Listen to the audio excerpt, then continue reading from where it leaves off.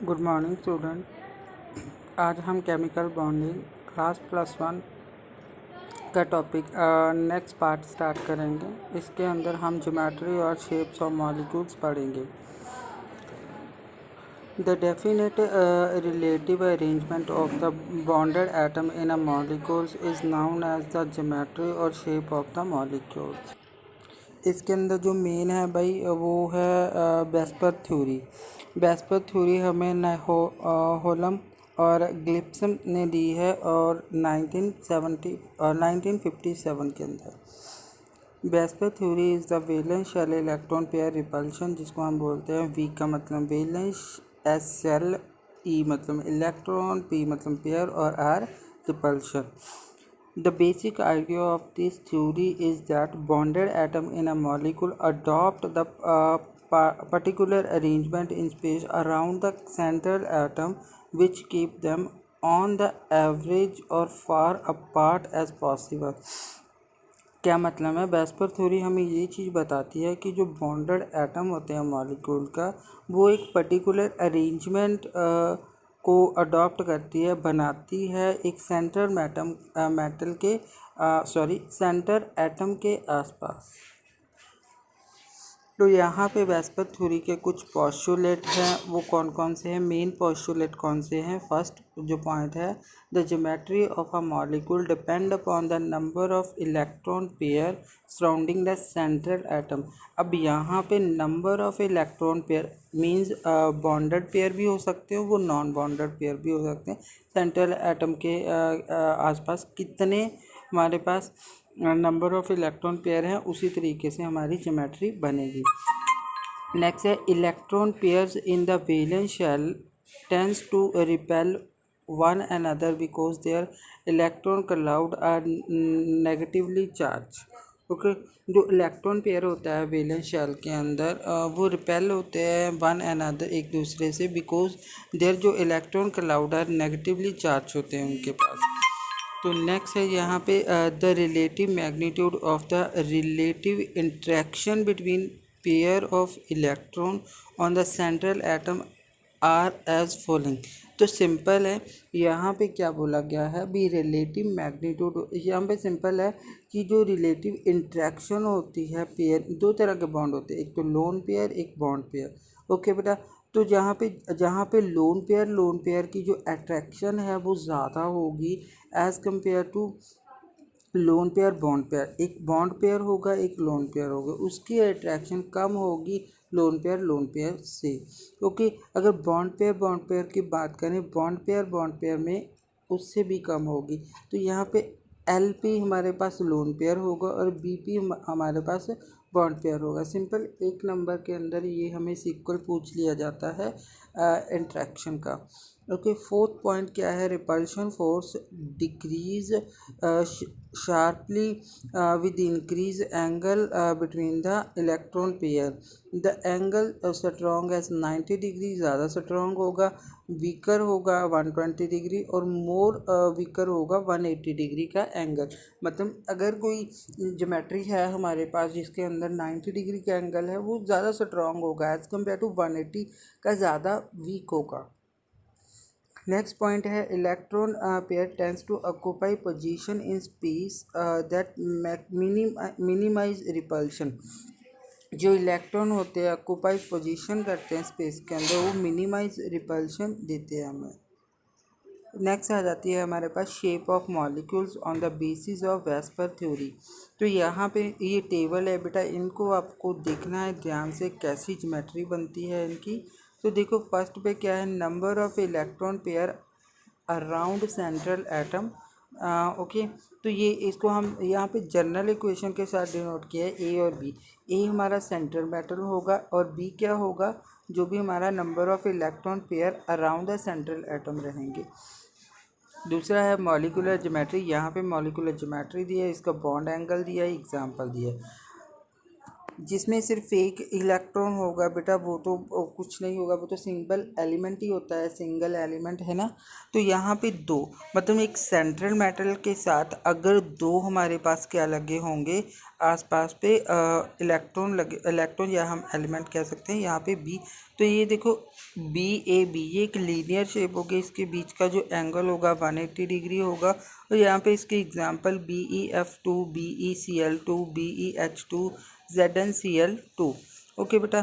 तो नेक्स्ट है जिसमें 3 इलेक्ट्रॉन रहेंगे सेंट्रल मेटल के आसपास, तो वो शेप होती है ट्राइगोनल प्लेनर, 120 डिग्री का एंगल रहता है। एग्जांपल के लिए BF3 और AlCl3, जिसमें हमारे 4 इलेक्ट्रॉन होंगे सेंट्रल मेटल के आसपास, वो उसको हम टेट्राहेड्रल ज्योमेट्री बोलेंगे।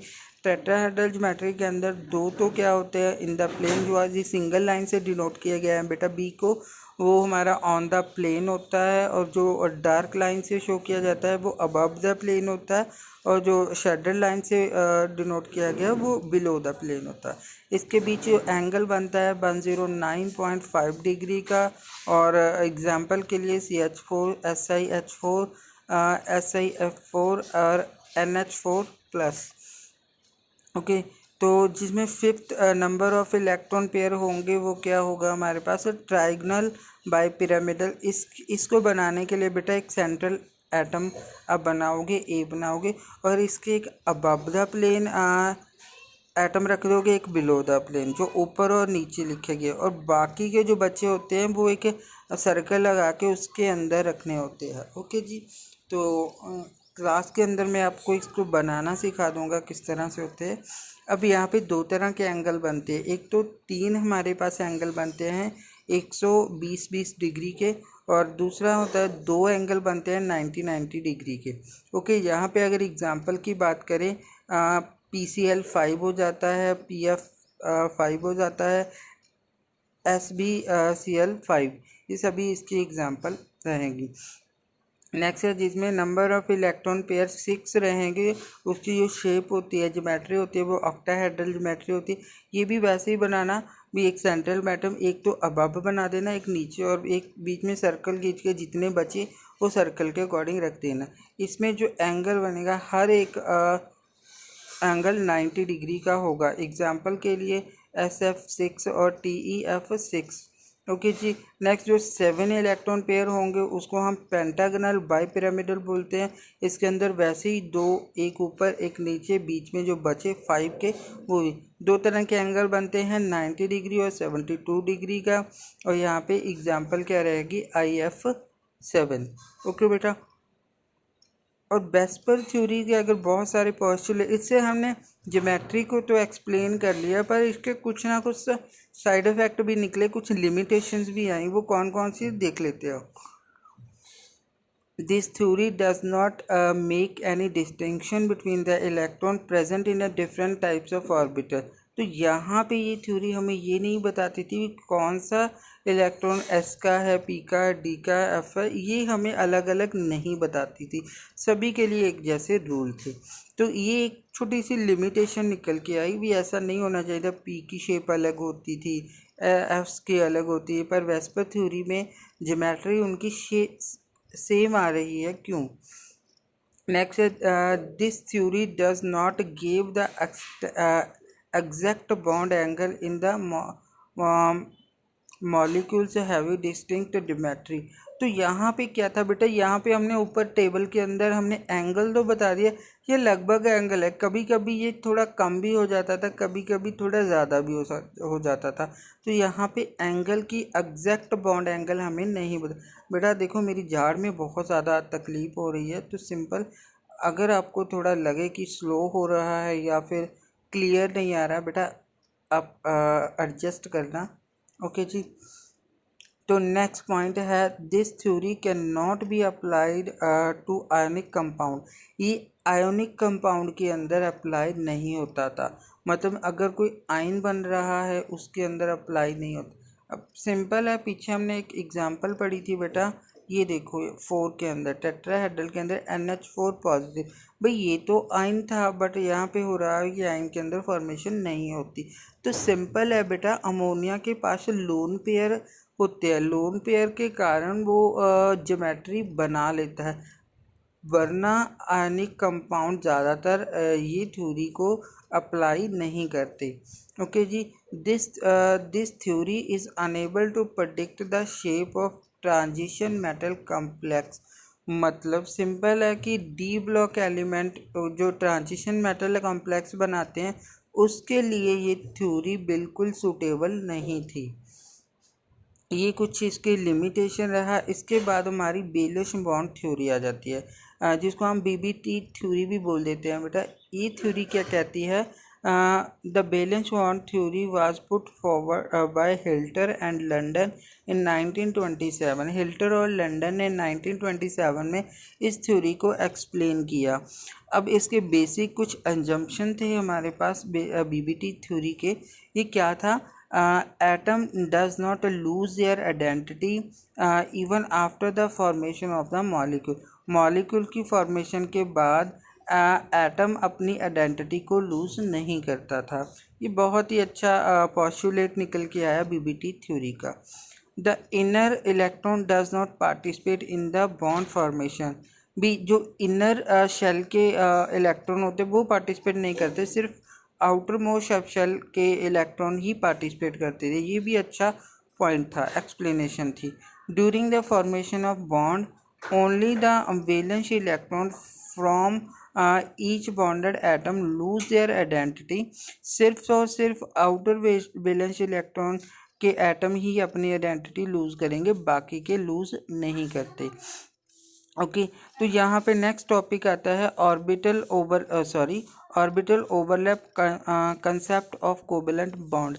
बेटा ये इंपॉर्टेंट है। यहाँ पे ओवरलैपिंग क्या होती है? ओवरलैपिंग क्या होती है? जब दो ऑर्बिटल आपस में एक दूसरे के ऊपर आ जाते हैं तो वहाँ पे ओवरलैपिंग होती है, तो इसका इफेक्ट पड़ता है बॉन्डिंग के ऊपर। ओके बेटा, the strength of the covalent bond depend upon the extent of overlapping. Greater जितनी ज़्यादा ओवरलैपिंग होगी उतना ही बॉन्ड ज़्यादा स्ट्रॉन्ग होगा और फॉर्मेशन दो एटम के बीचकार बॉन्ड की फॉर्मेशन ज़्यादा अच्छी होगी। ओके तो सिंपल डेफिनेशन आप यहाँ से कर लेना। अब यहाँ पे types of overlapping and nature of covalent bond. अब डिफरेंट टाइप्स की कोवेलेंट बॉन्डिंग के अंदर ओवरलैपिंग होती है, वो दो तरह की होती है। वो कौन सी होती है? सिग्मा बॉन्डिंग और पाई बॉन्डिंग। तो अगर सिग्मा बॉन्डिंग की बात करें, this types of covalent bonding is formed by the end to end hand. बेटा ये याद रखना कि जो सिग्मा बॉन्डिंग होती है ओवरलैपिंग उसमें एंड टू एंड होती है। ओके जी, एंड टू एंड। ओके तो नेक्स्ट देखो नीचे पॉइंट 1 एस ऑर्बिटल। अब हमें पता है, हमने पहले शेप्स पढ़ी थी कि जो एस ऑर्बिटल होता है वो स्फेरिकल इन नेचर होता है और ये डायरेक्शनल नॉन डायरेक्शनल होता है, इसकी कोई भी डायरेक्शन नहीं होती। ये तो हम आगे भी पढ़ लेंगे। ओके जी, तो यहाँ पे जो सर्कल बना हुआ है ये एक एस ऑर्बिटल दूसरे एस ऑर्बिटल से ओवरलैपिंग करेगा। ओवरलैपिंग बेटा ये एंड टू एंड करेगा, मतलब इस पहले एस ऑर्बिटल का दूसरे का एक एंड और दूसरा एंड आपस में ओवरलैप हो जाएंगे, मिक्स आउट हो जाएंगे। यहाँ पे आपको दिखाई दे रहा हो overlapping of 2s atomic orbital. इस तरह से जो शेडेड पार्ट दिया हुआ है ना यहाँ पे, ये ओवरलैपिंग को शो करता है। यही ओवरलैपिंग हमें कोवेलेंट बाउंड बना के देता है। ओके जी, तो नेक्स्ट जो पॉइंट आता है एसपी ओवरलैपिंग। एसपी ओवरलैपिंग हमें पता है एस हमारा स्फेरिकल इन शेप होता है और पी हमारा होता है डम्बल शेप। अब यहाँ पे भी ऑब्वियसली अभी सिग्मा बॉन्ड बन रहा है तो सिग्मा बॉन्ड में end to end hand overlapping होगी। तो यहाँ पे सिंपल डायग्राम में शेडेड पार्ट है, ये क्या होगा? एसपी ओवरलैपिंग होगी। इसी तरह पीपी ओवरलैपिंग, पीपी ओवरलैपिंग में पी अपना एंड टू एंड ओवरलैपिंग करके बना लेंगे। ओके बेटा कुछ नहीं है, आप डायग्राम को ध्यान से देखना, एक बार हाथ से बना के देखना। ये शेडेड वाला पोर्शन ही हमारे पास क्या है? ओवरलैपिंग। नेक्स्ट है पाई बॉन्डिंग ओवरलैप। यहाँ पे this types of covalent bond is formed by the side wise overlapping. यहाँ पे साइड वाइज ओवरलैपिंग होती है बेटा। देखो अगर तो वो सिंपल जैसे पीछे देखा था ना हमने, इस तरह से नीचे पी ओवरलैपिंग में टेढ़े मतलब दोनों स्लाइड पड़े हुए हैं, उसमें क्या हुआ? ओवरलैपिंग हो रही है। पर यहाँ पे पाई बॉन्डिंग के अंदर ये साइड वाइज ओवरलैपिंग करें, मतलब ऊपर वाले लूप अपनी ओवरलैपिंग कर लेंगे, नीचे वाली अपनी।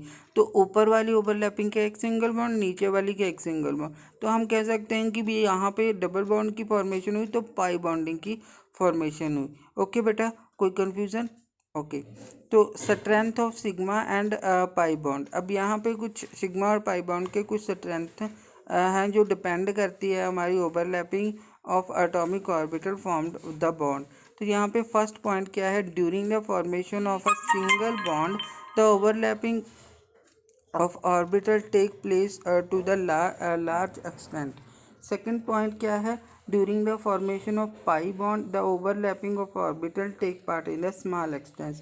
मतलब सिंगला बॉन्ड बनाने के लिए ओवरलैपिंग में क्या होगा, लार्ज एक्सटेंस होगा, और पाई बॉन्डिंग के अंदर वही ऑर्बिटल जो टेक प्लेस करेगी वो स्मॉल एक्सटेंशन के अंदर करेगी, एक्सटेंट। ओके बेटा, the sigma bond is strong होगा as compared to pi bond. Reason क्या होगा, क्यों होगा सिग्मा बॉन्ड स्ट्रॉन्ग और पाई बॉन्ड कम स्ट्रॉन्ग होगा, वही लार्ज एक्सटेंट और स्मॉल एक्सटेंट का आप रीज़न दे सकते हो यहाँ पे। ओके बेटा, हमने पाई बॉन्डिंग पढ़ी, और यहाँ पे दोबारा से बता रहा हूँ कि जो ट्रांजिशन मेटल कॉम्प्लेक्स होते हैं डी ब्लॉक के, वो ज़्यादातर ऐसी बॉन्डिंग नहीं करते, वो कॉम्प्लेक्स कोऑर्डिनेशन बॉन्ड बनाते हैं बेटा। वो हम +2 के अंदर ये चैप्टर पढ़ेंगे, कोऑर्डिनेशन कंपाउंड वाला। ओके तो नेक्स्ट है यहाँ पे compare of sigma and pi bonding. Sigma और पाई बॉन्डिंग में कंपेयर किया गया है बेटा। ये थोड़े से पॉइंट है, इनको आप देख लेना। वही सिंपल है कि सिग्मा बॉन्ड क्या होता है, एंड टू एंड ओवरलैपिंग होती है, यहाँ पे साइड वाइज ओवरलैपिंग पाई के अंदर ये SS SP और PP ऑर्बिटल इसके अंदर ओवरलैपिंग कर सकते हैं, पर पाई बॉन्डिंग के अंदर सिर्फ पाई ऑर्बिटल ही कर सकते हैं, PP। ओके जी, तो सिग्मा बॉन्ड स्ट्रॉन्ग होता है एंड लेस रिएक्टिव होता है, पाई बॉन्डिंग वीक होता है और मोर रिएक्टिव होता है। Free rotation about a single sigma bond is possible. यहाँ पे rotation of bond is restricted, मतलब यहाँ पे इजीली रोटेट, क्योंकि भाई देखो हमें पता है sigma bond s orbital participate कर, ये तो नॉन डायरेक्शन है तो किसी भी तरीके से रोटेट हो सकता है, पर p की कोई पर्टिकुलर डायरेक्शन होती है इसीलिए वो इजीली रोटेट नहीं होता। नेक्स्ट है सिग्मा बॉन्ड हैव इंडिपेंडेंट, ये एक्सटेंशन मतलब इंडिपेंडेंट रहता है pi bond exact along with the sigma bond। okay, the molecular orbital is symmetrically about the internuclear axis, और यहाँ पे asymmetric रहेगा ये प्लेन के अंदर। the molecular about is discontinuous and consist of two charge cloud about the follow of a plane of atoms. तो simple है बेटा, ये आप कंपेयर आप कर लोगे सिग्मा और पाई बॉन्डिंग के लिए। नेक्स्ट जो हमारा टॉपिक है हाइब्रिडाइजेशन, बेटा इसको हम नेक्स्ट पार्ट के अंदर करेंगे। हाइब्रिडाइजेशन के लिए आपने पहले बुक में से सारी एग्जांपल को एक बार पढ़ लेना बेटा, ठीक है जी। बहुत इजी वे से हम करेंगे हाइब्रिडाइजेशन, ठीक है जी। तो आज के लिए इतना ही। तो लास्ट में मैं यही कहूँगा, stay home, stay safe, thank you.